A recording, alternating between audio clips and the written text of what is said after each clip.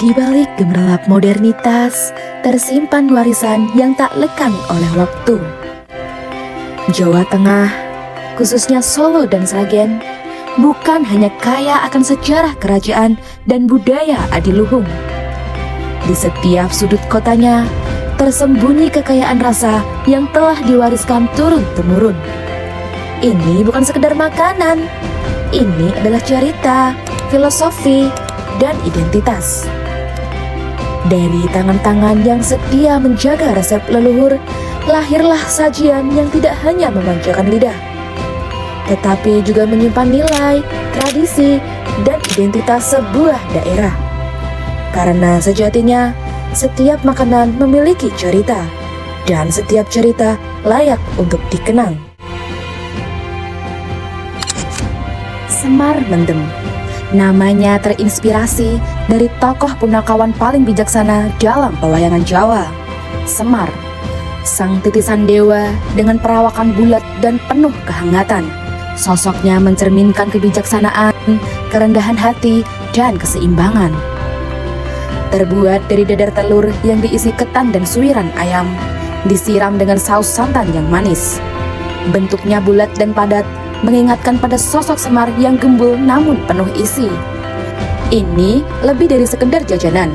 Semar Mendem adalah simbol bahwa kepemimpinan sejati adalah tentang keseimbangan, bukan kemewahan. Es dawet telasi, cukup sekali tegukan memanjakan tenggorokan. Dari biji selasih yang mengambang, dawet kenyal dari tepung beras, gula Jawa yang kental dengan irisan nangka, lalu disiram dengan kuah santan yang gurih. Di Solo, ini pemandangan biasa, tapi rasanya tidak pernah biasa. Es dawet telasih, dingin yang jujur, manis yang tidak berlebihan. Perpaduan dari santan, gula Jawa, dan nangka, ditambah dengan selasih, dawet, sumsum, dan ketan hitam. Satu rasa yang tidak bisa ditiru di mesin manapun.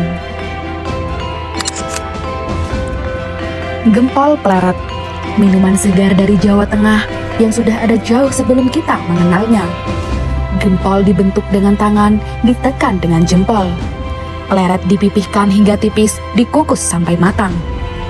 Bulatan putih dari tepung beras kasar, lembaran tipis berwarna coklat, santan encer yang gurih dengan tambahan es batu. Di dalam pasar gede, di antara hiruk pikuk dan aroma rempah, ada satu mangkok yang selalu habis sebelum siang.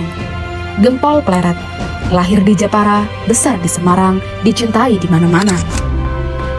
Jadah bakar. Dalam tradisi Jawa, ketan bukan hanya sekedar bahan makanan. Ia adalah perekat hubungan, keluarga, dan kenangan. Jadah bakar merupakan kudapan yang maknanya lebih dalam dari rasanya. Ketan dikukus, kelapa diparut, dicampurkan, lalu diletakkan di atas bara api. Tidak ada oven, tidak ada timer.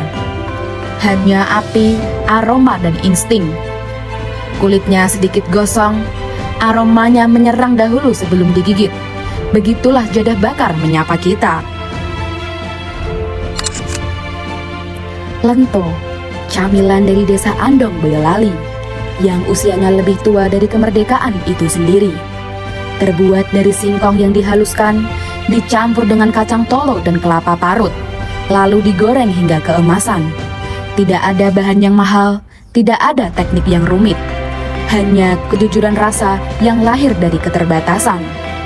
Lento merupakan bukti bahwa rasa terbaik lahir bukan dari kemewahan, tapi dari keterpaksaan yang kreatif.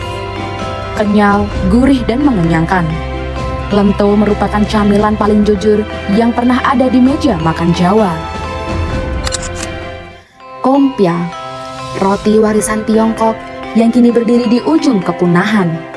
Diciptakan tahun 1562 sebagai bekal pasukan perang. Bentuknya bulat pipih, permukaannya bertonjolan kecil dari taburan biji wijen. Dipanggang dalam tungku tanah liat dengan panas tinggi, menghasilkan kulit yang keras di luar, sedikit lembut di dalam. Biasanya dimakan dengan kopi hitam pekat di pagi hari, atau disobek, diisi dengan irisan daging merah, lalu dimakan di pinggir warung. Getuk. Tidak semua kuliner lahir dari kemewahan. Ada juga yang lahir dari kesulitan.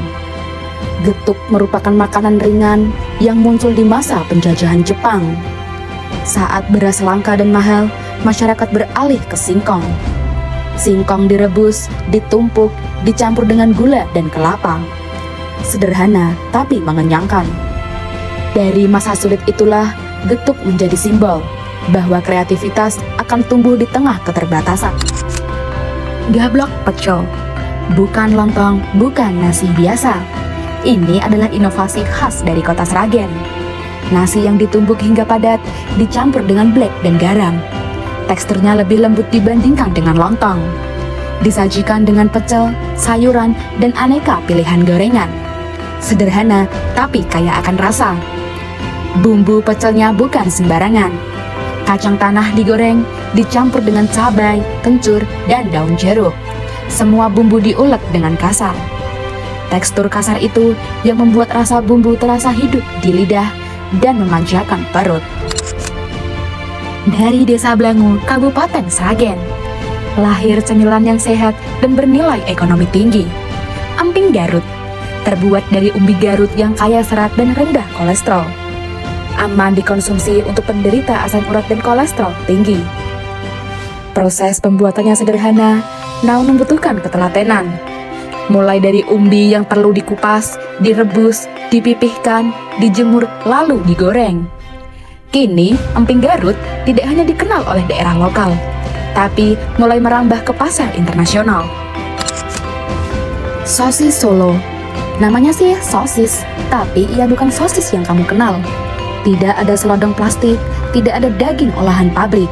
Yang ada hanya kulit dadar sedikit keemasan dengan isian daging sapi berbumbu Jawa dan sejarah yang panjang.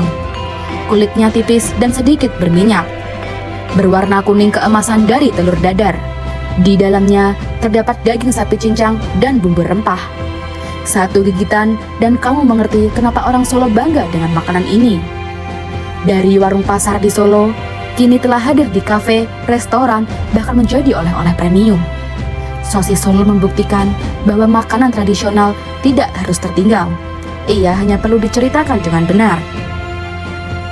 10 sajian, 10 cerita, dan 10 warisan yang masih hidup sampai hari ini. Semar Mendem mengajarkan kepada kita bahwa nilai seseorang tidak lahir dari penampilannya, melainkan dari isi dan kebijaksanaannya. Sementara itu, es dawet Telasi menghadirkan kesegaran yang lahir dari perpaduan bahan-bahan sederhana, yang tetap dicintai hingga sekarang. Selanjutnya, gempol pleret membuktikan bahwa tradisi dapat bertahan dan diwariskan lintas generasi. Tak kalah menarik, jadah bakar mengingatkan pada kita bahwa hangatnya kebersamaan, keluarga, dan kenangan yang melekat pada setiap proses pembuatannya. Di sisi lain, lento menunjukkan bahwa keterbatasan dapat melahirkan cita rasa yang istimewa. Kemudian kompia menjadi bukti bahwa pertemuan budaya dapat menghasilkan warisan kuliner yang unik dan bernilai sejarah. Berikutnya getuk mengajarkan kepada kita bahwa kreativitas mampu tumbuh bahkan di masa-masa sulit. Sementara itu, gablok pecel menunjukkan bagaimana masyarakat menciptakan inovasi dari bahan sederhana yang tersedia di sekitar mereka. Tak berhenti di sana, emping Garut membuktikan bahwa produk tradisional dari desa kecil mampu menjangkau pasar yang lebih luas.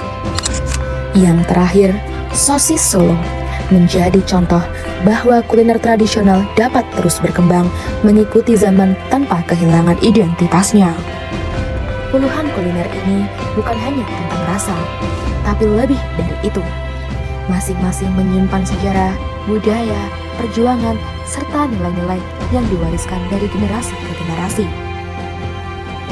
Di tengah perkembangan zaman yang semakin cepat, kuliner tradisional tidak hanya perlu dikenang, tetapi juga dinikmati, dilestarikan, dan diperkenalkan pada generasi berikutnya. Karena ketika satu makanan tradisional hilang, yang hilang bukan hanya rasanya, melainkan juga sebagian dari cerita dan identitas kita.